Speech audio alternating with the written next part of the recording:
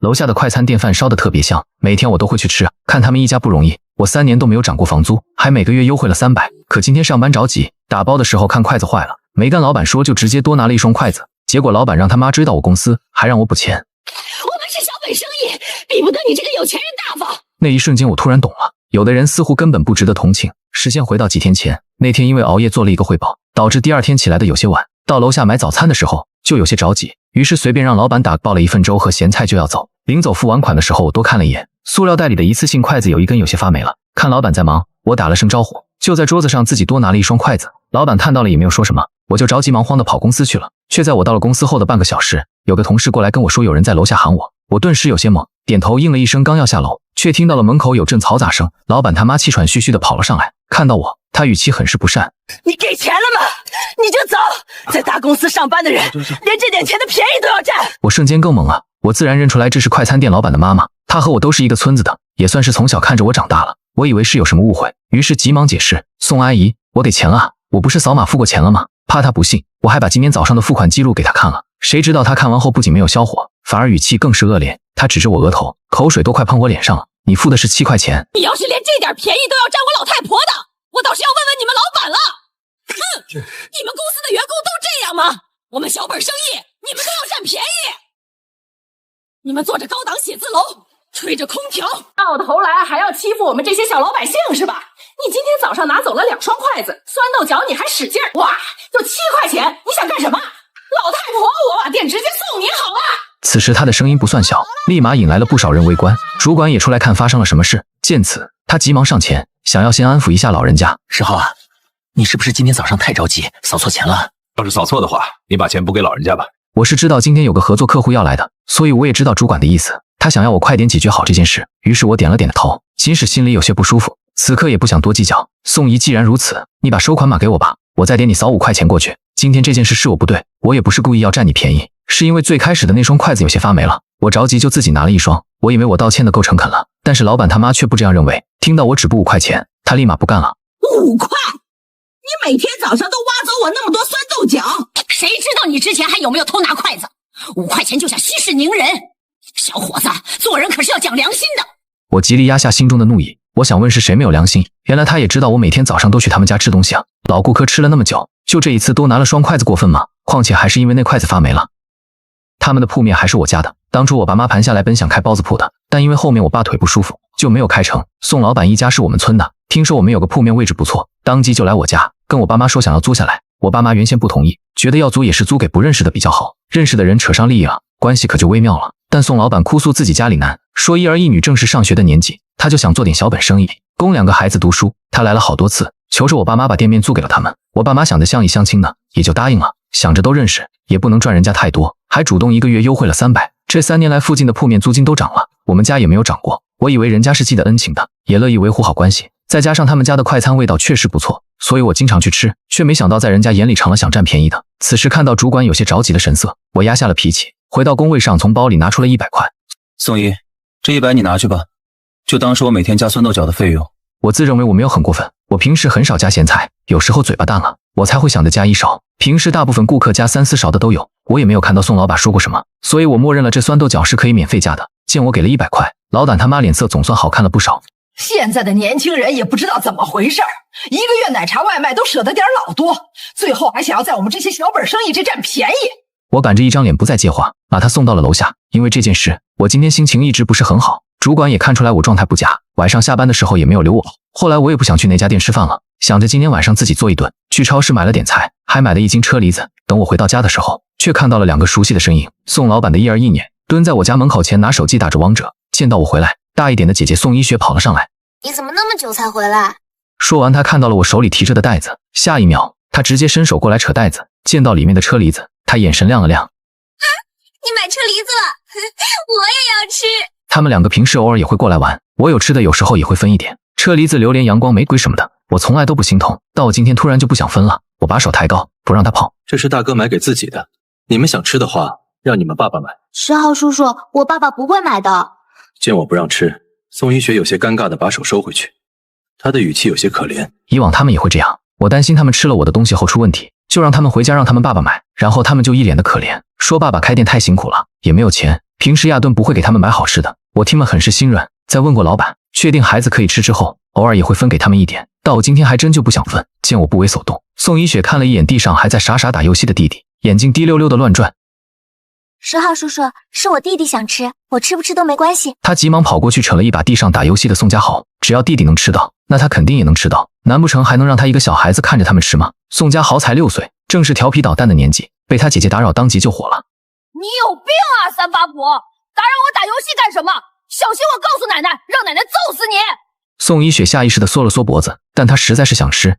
弟弟，10号叔叔买了车厘子，你不想吃吗？听到这话，宋家豪这才放下了手机，他看到了我，也看到了我手里提着的袋子。车厘子在哪里？给我！我皱了皱眉头，侧身躲了躲，让你们爸爸买，我自己买的刚好够我自己吃。闻言，宋家豪不干了，他直接躺在地上撒泼打滚了起来。我要吃，我就要吃，我现在就要吃车厘子，我要的。一旁的我深呼吸了口气，打算绕过他们开门进屋。宋一雪见我想进屋，急忙扯住我的衣服下摆。10号叔叔，你一个大人就不要跟我们小孩子抢吃的了吧？听到他的话，我脸色当即就冷了下来。这是我自己买的，什么叫跟你们抢吃的？邻居这回听到孩子的哭闹，也探头出来看发生了什么事。见到有人，宋一雪我更是一点都不怕。你们家赚了我们家的钱，就是靠我们家吃饭的，吃你的水果怎么了？老公，你们家的铺子要不是有我们，早就亏死了。如果说我刚刚只是有些气愤他们不懂事，现在我就是气宋老板一家了。感情我们家把铺子低价租给他们，还租给了一群祖宗了。什么叫靠他们吃饭？要是把铺面租给别人，不说别的，起码一个月多收300块。但宋一雪和宋家豪却不知道这其中的弯弯绕绕，见我不说话了，以为拿捏住了我。这时宋家豪抬着头，一脸的得意。哼，把车厘子给我们，不然小心我告诉我奶，不租你们家的铺子了。听完这话，我恨不得一巴掌扇过去，但即使生气，我也不能跟2个小孩子起冲突。此时我也不想着回去做饭了，把东西放进家里，然后我转身就下了楼。我倒是想知道宋老板一家究竟是不是这么想的。生米恩斗米仇，没道理我们给人家优惠还给出了仇来。见我转身下楼，宋一雪似乎也猜到了我要去他们家的店里，她拉起一边还在哭闹的宋家豪，连忙跟上了我的脚步。我见他们跟在后面也没有说什么，等来到楼下，到了宋记快餐店。这时2小孩也看到了，正在店门口跟隔壁小超市老板娘唠嗑的自家奶奶。宋家豪用力甩开了宋一雪的手，他像个炮弹一样冲到了宋老板他妈的怀里，大声哭闹了起来。那个老大爷不给我吃车厘子！宋老板他妈本来和隔壁超市老板娘聊得正开心，孙子突然哭着跑回来，他一时间有些急了。谁不给我乖孙吃？咋那么抠呢？还跟一个小孩子抢吃的，真不要脸！等他看清楚宋家豪说的老大爷是我之后，脸上的表情有些不自然。14家儿子，我有些冷淡的嗯了一声，因为今天早上和刚刚发生的事，我今天没有像往常那样热络的打招呼。宋老板他妈也觉得有些尴尬，他低头把孙子脸上的鼻涕擦干净。你说你天天疯玩，人家不乐意给你吃，你就不吃了呗。明天奶带你去超市买还不行吗？随即他看到了一旁站着装鹌鹑的宋一雪，声音变得尖锐，劈头盖脸就指责了起来。你是死人吗？弟弟哭了，你都不带弟弟回来，让弟弟被人欺负，你开心是吧？你个死女子！说完还伸手狠狠地拧了一把宋一雪的胳膊。宋老板他妈见此这才住手，见他阴阳我欺负他孙子，我也没有傻到自己去承认，反正他又没有指名道姓说我，干嘛自己惹一身腥。我不要明天吃，我今天就要吃！这个老大爷凭什么不给我吃？之前我都可以吃的，你明明用的是我爸爸的钱，我凭什么不能吃？快给我，不然我打死你！听到孙子的话，宋老板他妈有些尴尬地捂着宋家豪的嘴。乱说话！要不10岁儿子你就给他吃吧，反正你也不缺，这一点儿大不了。明天你再多买点儿，到时候你自己再吃个过瘾不就好了？你也知道小孩子的忍耐力没有我们大人好，小孩子就是忍不到第2天。哼，我呵呵冷笑。宋姨，你说这话自己不害臊吗？你孙子想吃你就给他买，我把他嘴巴缝起来了吗？还是把你买东西的手给绑起来了？你今天早上不是还说做人要讲良心，不要想着占别人小便宜吗？怎么是嫌弃你人老了脸皮变厚了，自己先说话打自己几耳光吗？宋老板他妈没想到我一个刚刚毕业没多久的小年轻好意思跟他撕破脸，瞬间一副便秘了的表情。倒是一边刚刚在看热闹的超市老板娘不小心笑出了声。宋老板他妈恨恨地踢开刚刚坐的板凳，拉着孙子就进店里了。走，乖孙，奶奶给你买。人家小气不乐意给你吃，奶奶现在就带你去买。宋一雪也想吃，想跟着他奶奶和弟弟，却被他奶奶狠狠地推开。滚开，死女子！弟弟被欺负了，你不见放个屁！现在倒是想吃了，老娘喂狗都不给你吃！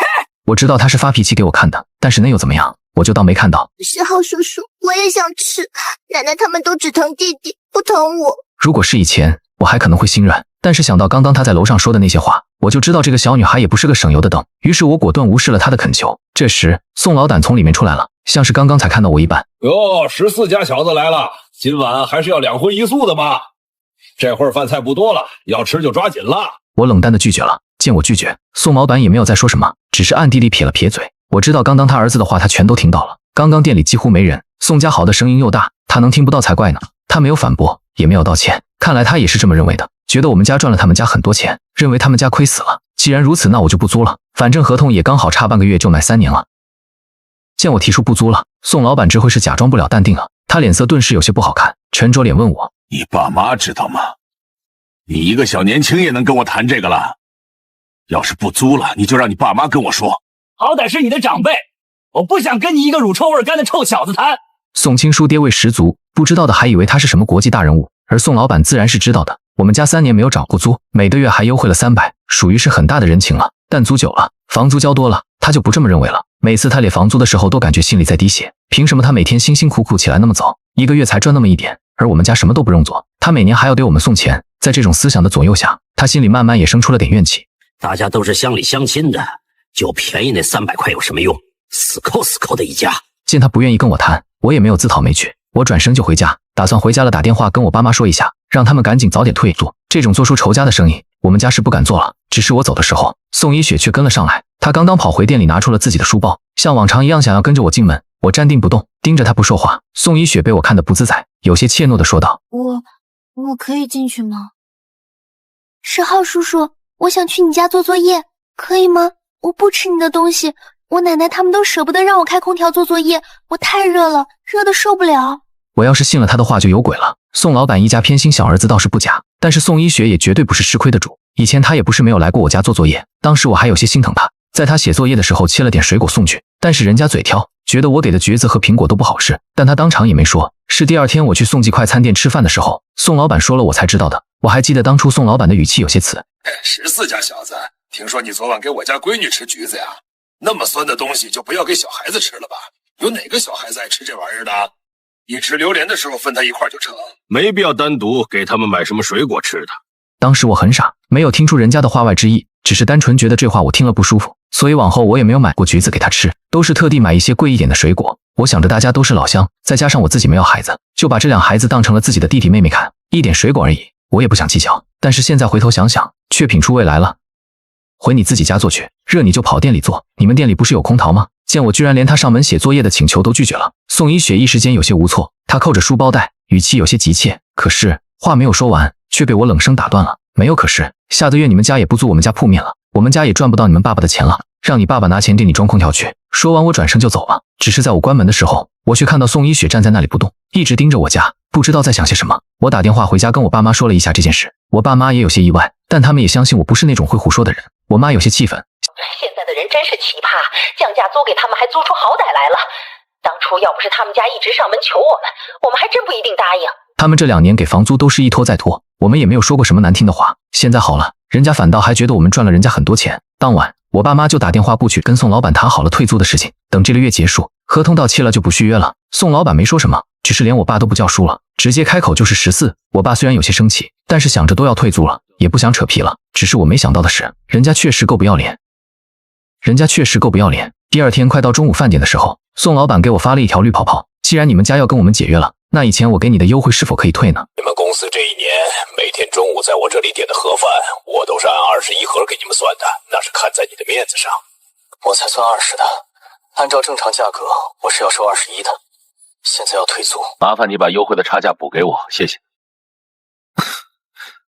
我瞬间被气笑了，我给人家拉生意，现在转头要我补优惠差价，难不成这1年他都是亏本跟我们做的生意？21盒他没有赚钱吗？对于一个小快餐店来说，一天30盒的盒饭绝对算是一个大客户，优惠个1块钱就能获得一个稳定的大顾客，我想几乎没有人会拒绝吧。没等我回话，对面又发了新的消息过来，从今天起，你们公司中午的30盒盒饭按22元1盒收费，需要多收1块钱包装费，另外那1块钱的优惠也没有了。今天的30盒一共660元，麻烦你早点转账，谢谢合作。旁边的同事田薇撞了撞我的胳膊，今天的盒饭送过来了吗？快到饭点了。因为宋记快餐店的盒饭确实味道还不错，所以大部分同事中午都会过来让我帮忙也订一份，但是看人家现在这个态度，我突然就不想订了。田薇，不然今天咱们不吃盒饭了，盒饭涨价了，说之前给的优惠没了，一盒要22。闻言，周围几个同事都凑了过来。涨价了？不会吧？我感觉最近1个月盒饭的饭菜越来越少了，有时候我饿太狠，吃完1份都觉得不够，现在还涨价了啊！听到这个同事的抱怨，其他几个同事也都附和地点了点头。号楼下新开了一家面馆，还不错。天天吃盒饭也腻，不如我们以后就到楼下吃呗。不点外卖的情况下，也不会比盒饭贵几块钱。大家一时间都一致同意以后不订盒饭了，我自然也同意。既然人家不乐意做我们的生意，我们也没有必要贴着脸上去给人家送钱。见我许久还没有回复，对面又叮叮叮的发了好几条消息过来，麻烦早点付清钱，谢谢合作，微笑微笑。可刚间隔1分钟，对面就又发来了一条，你们要是不订我就散卖了，我店里还有很多顾客等着，要不要早点回话可以吗？不好意思，我们不订了，你散卖吧。祝老板生意兴隆。祝老板生意兴隆，以后我们这边的盒饭都不用送了。对面几乎是秒回。那之前的优惠是否可以退？我想也没有想，就直接拒绝。不好意思啊，老板，没有这种道理。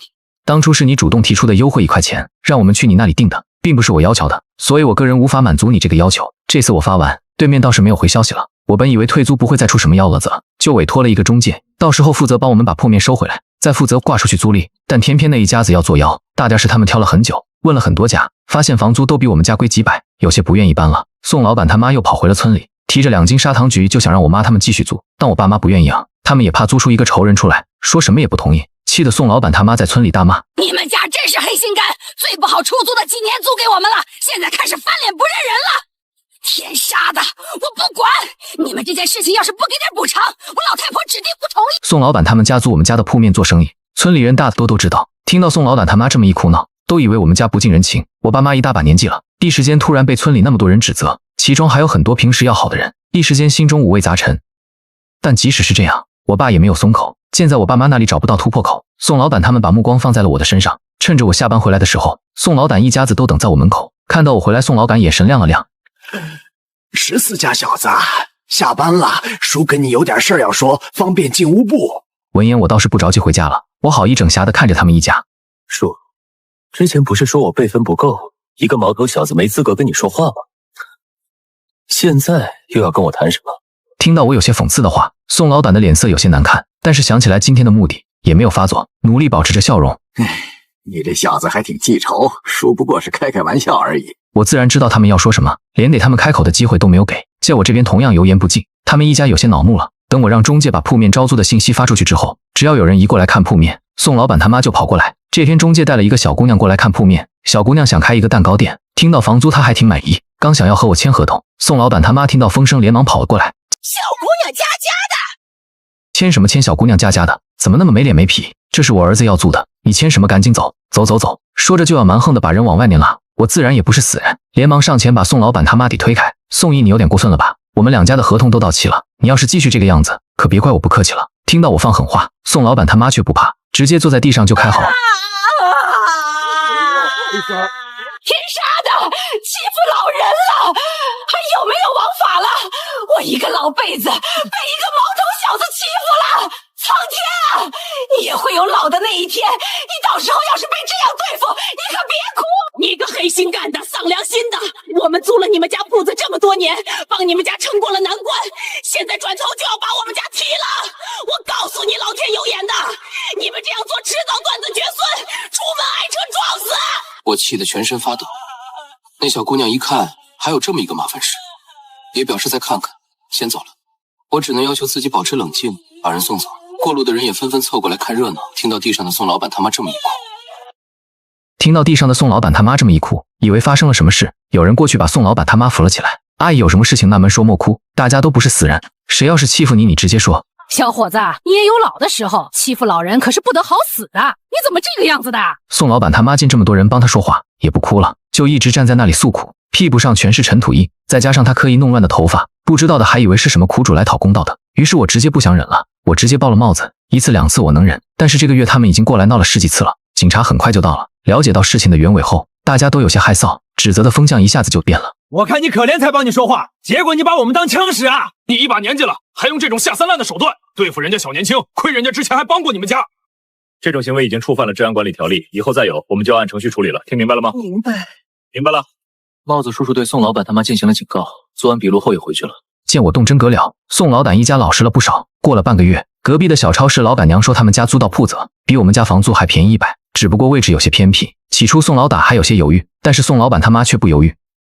他说他们家的生意好，压根就不是我们家铺面位置好的原因，完全是因为他们家的饭菜味道好，所以听到有比我们家还便宜的铺面，他马上就让自己儿子签合同定了下来。重新开业那天，他还故意到我们家门口阴阳怪气我们家以后求着他租他都不租。我爸妈气得够呛，我妈更是拿扫把把他扫了出去。铺面不是最重要的，开饭店味道低，但是如果他们自己做死了，因为位置偏僻一点的原因，所以宋记快餐店少了很多自然客流，而快餐店靠的就是走量，他们家的客流量少了，赚的自然也就少了。人一穷就容易生奸计。宋老胆发现有些顾客吃完了菜，米饭却没有吃完，还剩一半，就寻思着把米饭打少一点。宋老板一家一合计就改革了制度，米饭只打一半，吃完了可以免费加饭，但是等你真的吃完了，要过去加米饭的时候，你就会发现老板看你鼻子不是鼻子，眼睛不是眼睛的。如果去吃饭都吃不饱还要受气，那谁还去吃？一来二去，原本就少的客流更少了。宋老胆一家急上了火，宋老板更是拉下了脸问21份的原价，我们还订不订盒饭？笑话，我们自然是不订了，谁知道会不会有口水和痰。见自家生意不好，宋一雪和宋家豪也没有以前那么无忧无虑了。宋一雪整天都要挨他奶奶一顿骂，宋家豪不会挨骂，但是他奶奶现在也舍不得给他买很多好吃的。听到他奶奶说是因为我不租铺面，才导致他奶奶舍不得给他买好吃的，宋家豪就记恨上了我。这天我骑车下班，宋家豪突然冲了出来，不知道他在哪里捡来了一块小石头，直接往我身上砸。坏人，我打死你！迎面而来一块石头，任谁都会怕。一时间因为紧张想要躲避，我没有掌控好方向，重重的摔了下来。活该活该！我足足缓了好一会，我才能坐起来。宋家豪还在那边笑。这时宋老板他妈出来找孙子，发现孙子闯祸了，急忙跑了过来。乖孙，回家吃饭。两人见我起身了，急急忙忙就往家里跑。我没有追上去，因为我知道那一家子也不会给什么赔偿。况且我现在摔得有些破皮，走路都走不好。最主要的是那块石头没有丢到我，因为我害怕才闪躲导致我摔跤的。我扯上1年，那一家子赖皮也不会忍。既然他们不管教小孩，那我就助他们一臂之力。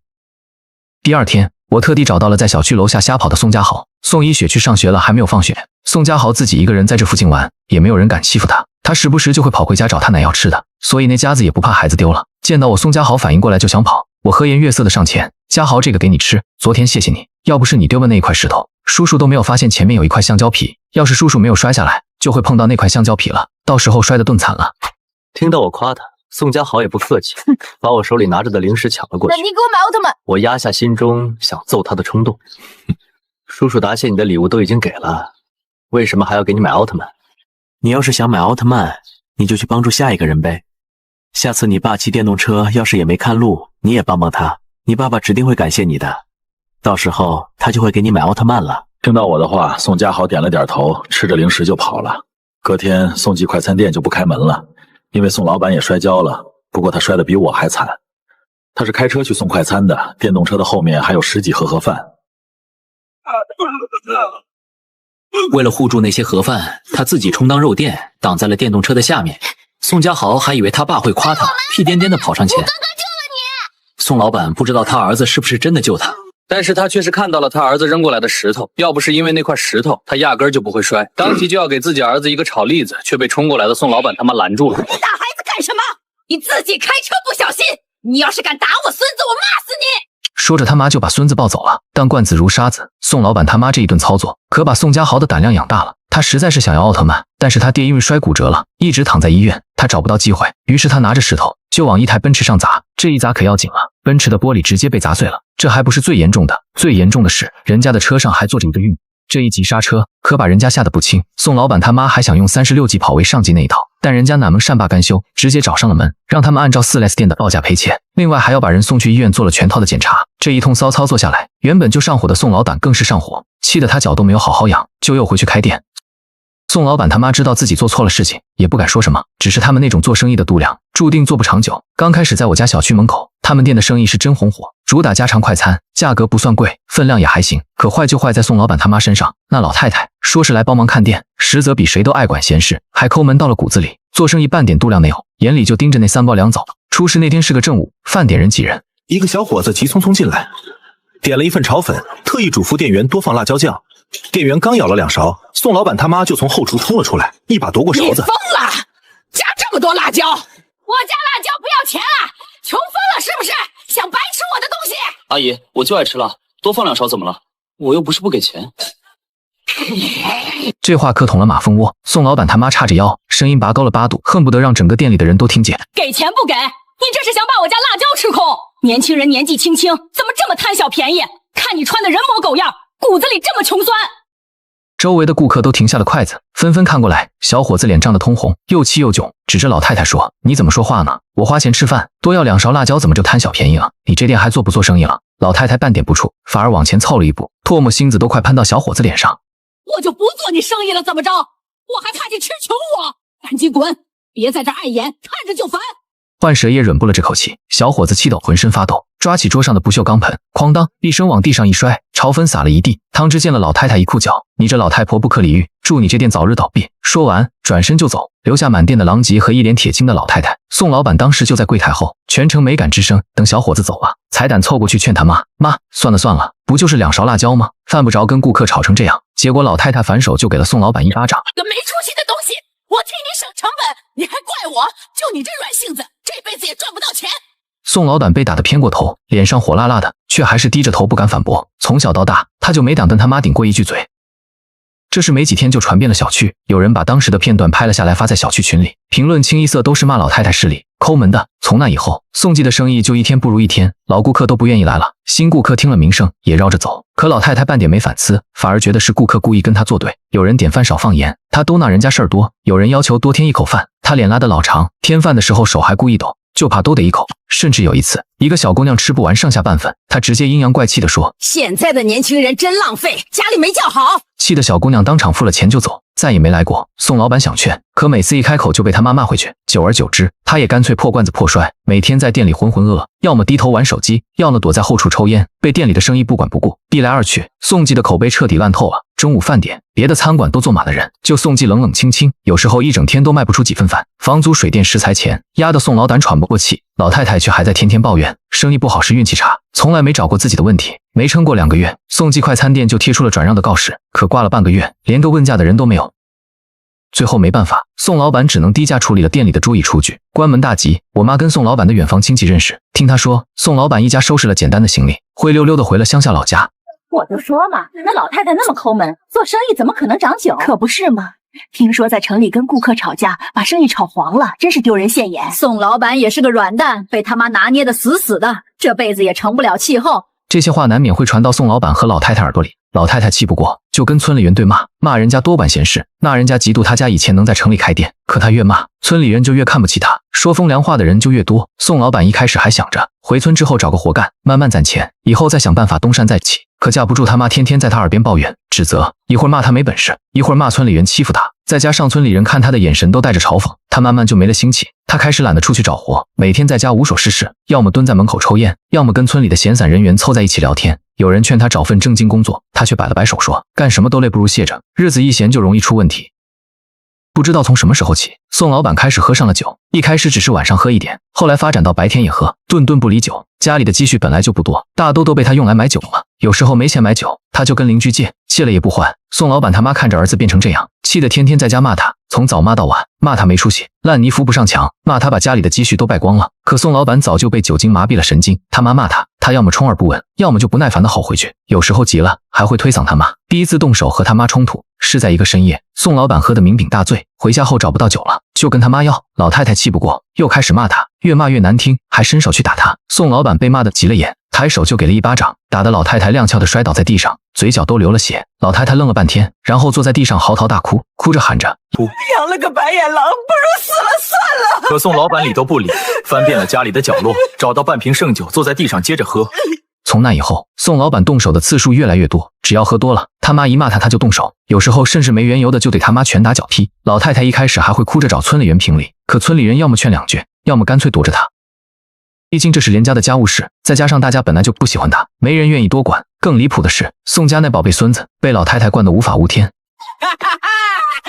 从小到大，老太太对他百依百顺，要什么给什么。就算他做错了事，老太太也从来不会批评一句，反而会护着他，把责任推给别人。宋老板喝酒不管事，孙子就越来越嚣张，在村里偷鸡摸狗，欺负比他们小的孩子，把别人家的菜地里的菜采得稀烂，甚至还故意砸坏邻居家的窗户。邻居找过来理论，老太太就护着孙子，说小孩子不懂事儿，你跟他们计较什么？有时候还会反过来骂邻居小气。村里人都忍无可忍，却又无可奈何，只能尽量躲着他们家。可没想到，这个被惯坏的孩子最后闯了天大的祸。那天，宋家豪偷偷溜到村里的小卖部，趁老板不注意，偷了老板抽屉里的几百块钱，还把小卖部的货架掀了，零食撒了一地。老板发现后，气得不行，追上宋家豪，让他把钱还回来道歉认错。可宋家豪半点不怕，反而对着老板吐口水、骂脏话，还动手推搡老板。老板被惹急了，一时没控制住脾气，一把抱起他，抬手就往地上杀了一下。他本来只是想吓唬孩子，可没想到下手重了，宋家豪当场就哭不出声了，脸色惨白，腿也动不了了。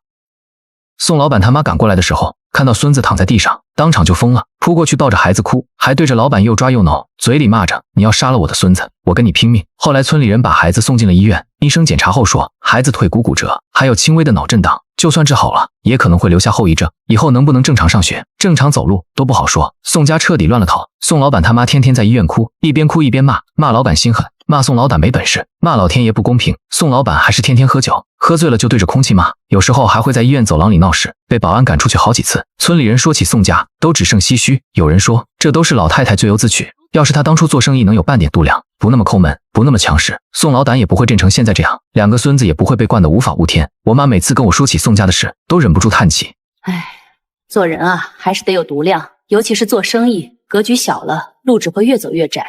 你看宋家好好的日子，就这么被自己亲手毁了，真是可惜又可气。听说现在宋家欠了一屁股债。宋老板还是天天酗酒，老太太也没了以前的嚣张气焰，整天愁眉苦脸，孙子还在医院躺得前途未卜。没人知道这一家子还能熬到什么时候，又会走向什么样的结局。而我们家的铺面也被人租了下来，是以正常价格租下来的，还是之前那个小姑娘，她后面又看了好几个店面，还是觉得我们这一个比较好。听说那一家子回村里了，以后也不会过来闹事，她就痛快的租下了。做生意讲究的就是一个诚信，你怎么对顾客的，顾客心里都知道。杀熟是走不远的，过于斤斤计较也是走不远的。